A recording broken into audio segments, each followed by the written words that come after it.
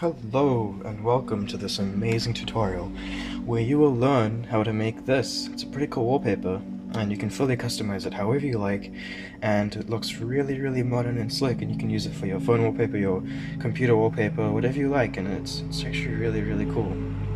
And actually it's actually really easy to make as well. It's super easy to make. So basically what you do is you're going to get that default scene, delete any objects that you have, and import an icosphere. Now you want to set the divisions of the icosphere up to 4, so it looks fairly smooth, and then add a subsurf modifier. Once you have that subsurf modifier, change the viewport display to 2 and the render display to 3. Then make the object shade smooth. So it's pretty much a perfect sphere.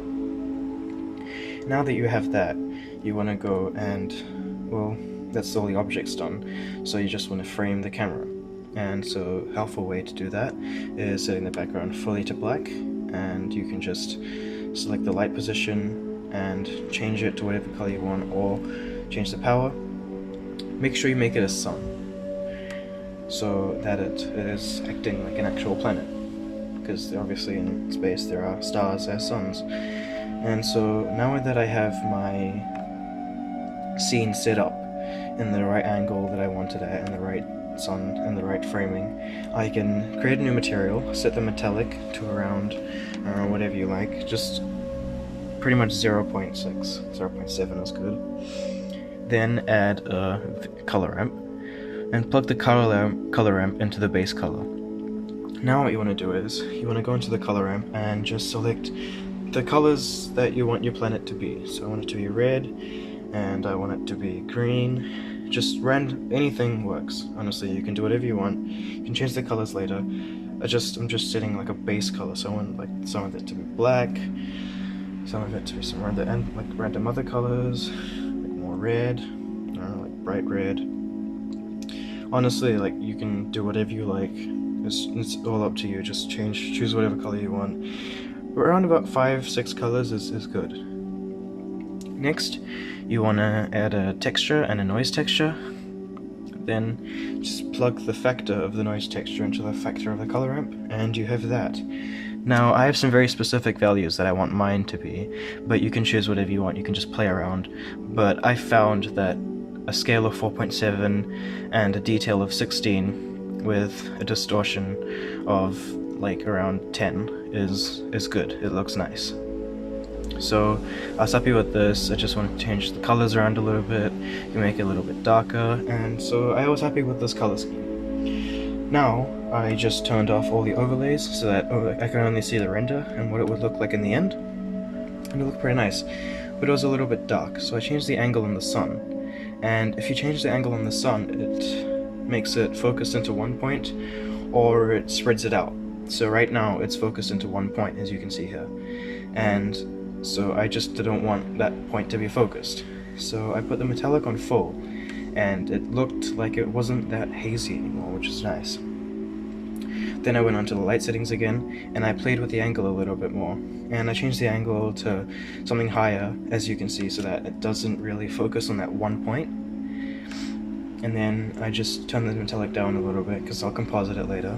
Turn the specular down so it gets rid of that haze. And then I found something that I liked, so I was just playing around with that, and so I just came up with this. And in hindsight, I should have made the light a bit brighter, but if you look at it with the dark theme on your phone or your laptop, it really suits in well. Like, it really matches, and it just works, because this darkness and then just a little bit bleeding through, it really like makes you focus, you know, like it just like brings in that attention into your wallpaper, which doesn't usually come otherwise. So I just set it out to render, and it's just taking a little bit, but it won't take too long because it's an EV, so I might even do it in a couple seconds. Next, you want to go over to compositing, and this is where the magic happens, because the initial colors that you set, you can either stick with them, or you can come here and change them. So you go into color, and then you go into hue saturation, and then over here you just add in a viewer node, and what the viewer node does is it just puts it in the background.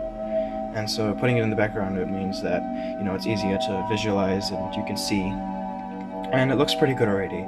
But I don't know, I I just want to see what it would look like if I had different colors in my color scheme. So basically it's very simple, and so what you do is you just slide that hue slider and see, like, it just changes the colors, and I am just playing around with it. I'm just seeing what it looks like, changing the saturation, and it makes it look more like a planet, a little bit pale. If you want to make it look more vibrant, then you can do that too. You can literally just play around with these 3 sliders. Maybe value not so much, because value is just how bright it is, so you can do that before you do the render, but just to show you guys how it works, I did that. And yeah, the coloring is pretty cool, and so I went with a final blue because the blue looks pretty nice, just like a dark blue. It looks nice, like the deep dark blue. It looks really good to me. So yeah, I did that, and basically that's pretty much it. And I just changed the saturation down. I was just mucking around, honestly. I was just playing around. This is the first time that I made this particular design as well. And so you just go into the viewer node, in the image editor, and that's the render result. So that's the final render that we got, and then through compositing we entered the viewer node, and yeah, so that's what it looks like. Anyways, that's the tutorial.